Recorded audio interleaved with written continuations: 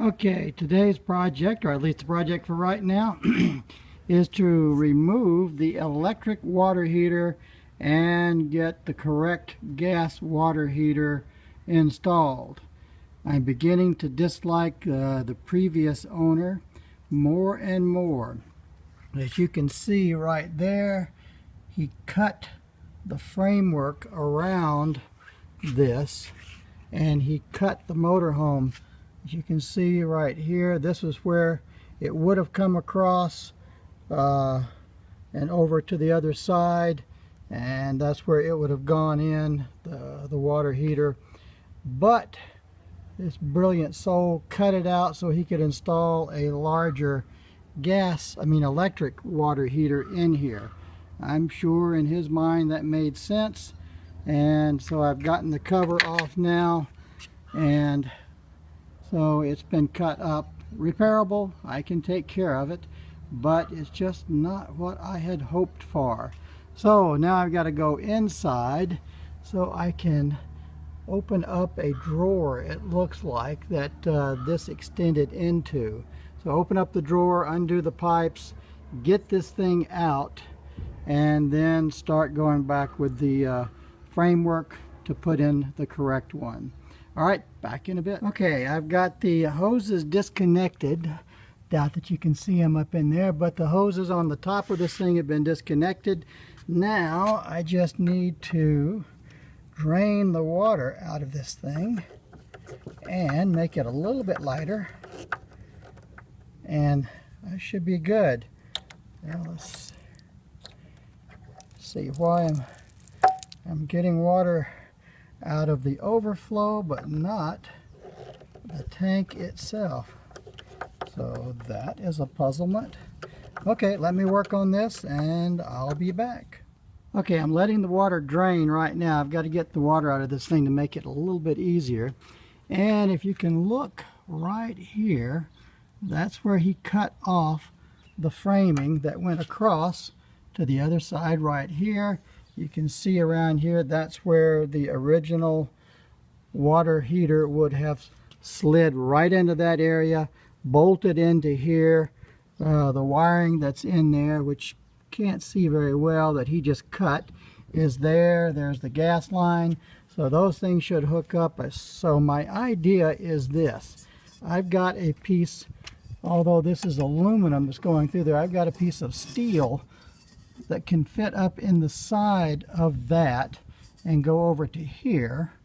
I can then fit into that area as well. So slide it to one side and then back to the other, and then put some screws through this in a couple of places that I'll just have to paint over, and then fill in this top part right here. Just fill that in, hopefully get it painted back something close to what it's there. So that's the idea. Cut this, give me a framework I can drill into and mount my new water heater. That should be fine. Again, we'll just keep you posted as we make progress. Okay, the water heater has been removed. I've got a nice big hole in here. I've got the measurements, and I cut myself a piece of stock that I had, just some extra stuff lying around. And so what I am going to do is slide this up into that side and then back over to there, and then drill a few holes here and put some self-tapping screws in. I know self-tapping and drilling holes sounds a little oxymoron, but they go in a lot easier that way. And then put one over here to hold it here. There's not much room there, but that should do it. And it should give me, back up just a little bit so you can see what I'm doing, should give me the original size frame that I had for the water heater. So I can get that done, and I'll be back in a bit. Okay, I've got the new framework put in. That went pretty easy, actually. I just had to drill a few holes on either side, put a few sheet metal screws through it, and so that bar came in nice and tight. So that gives me the original diameter that we had for the original water heater that was in there. So that'll be good. So that worked out just fine. Now I just need to get a new water heater that's going to fit in here, and I'll have to finish out right in here all this. There is a difference between the surface here and where my steel bar is, so I'm going to have to fill that in with about maybe that's 1/8 of an inch plate that's going to go in here to fill that in, a little foam insulation behind it, and we should be good. All right, I'll keep you still working on the I guess the fitting or the area for the water heater to go in, and I need to close off that area. So I have fabricated a piece of plywood that was a little bit too thick, but anything else was a little bit too thin. So I don't know if you can see, but I'll try to get in here. You can notice the edge right there is not straight, so it's an edge is cut like an S shape to it, so I had to cut that, and then to match along here to get everything to fit just right. So now everything fits in there just the way I want it, and so I should be able to put just a single screw through the bottom of this, hold that in place, and then the water heater will go in, and the top edge will be on this, and the bottom edge of it will be on that and the side, so it should just go all the way around. I'll be able to seal this off. Right now I think what I will use is some of that Eternabond tape. That stuff is really good.